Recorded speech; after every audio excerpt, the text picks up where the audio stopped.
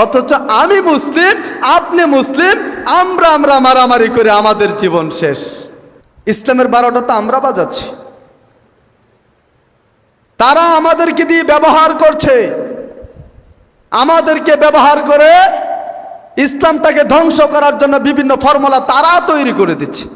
আর আমরা তাদের পাতা যেই কি বলে এটা ফাঁদ, এই ফাঁদের মধ্যে পড়ে আমরা আমাদের জীবনকে ধ্বংস করে দিচ্ছি, আমাদের ঈমানকে ধ্বংস করে দিচ্ছি। সম্মানিত মুসলিম কেরাম, এই কথাগুলোর মাধ্যমে আমি আপনাদেরকে এই মেসেজটাই দিতে চাচ্ছি।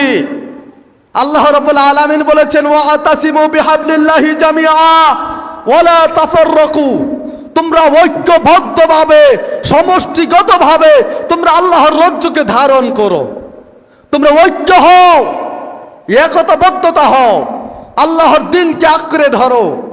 এখানে ঐক্যবদ্ধতার মূল্যায়ন অত্যাধিক গুরুত্ব দিয়েছেন আল্লাহ রাব্বুল আলামিন।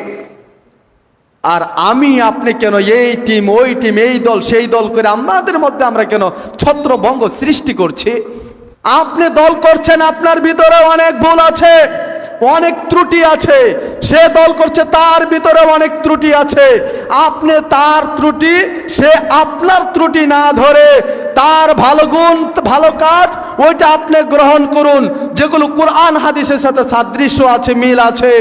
আপনি যেই ভালো কাজগুলো করছেন, আপনার ভালো কাজগুলো সেই ব্যক্তি গ্রহণ করবে, কারণ আপনার এই ভালো কাজগুলো কোরআন হাদিসের সাথে সাদৃশ্য আছে।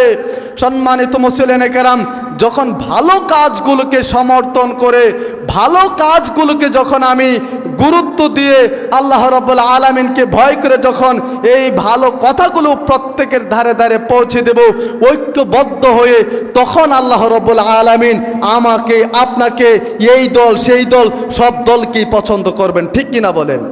আর আমি আমার দল লইয়া দুনিয়ার স্বার্থ খুঁজি, আপনি আপনার দল লইয়া দুনিয়ার স্বার্থ খোঁজেন, সে তার দল লইয়া দুনিয়ার স্বার্থ খোঁজে।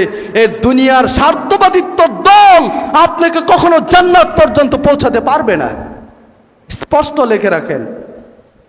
কারণ দুনিয়ার বিভিন্ন লোভ লালসা স্বার্থবাদিত্ব আপনাকে দূরে সরিয়ে নিচ্ছে, জাহান্নামের দিকে দিচ্ছে।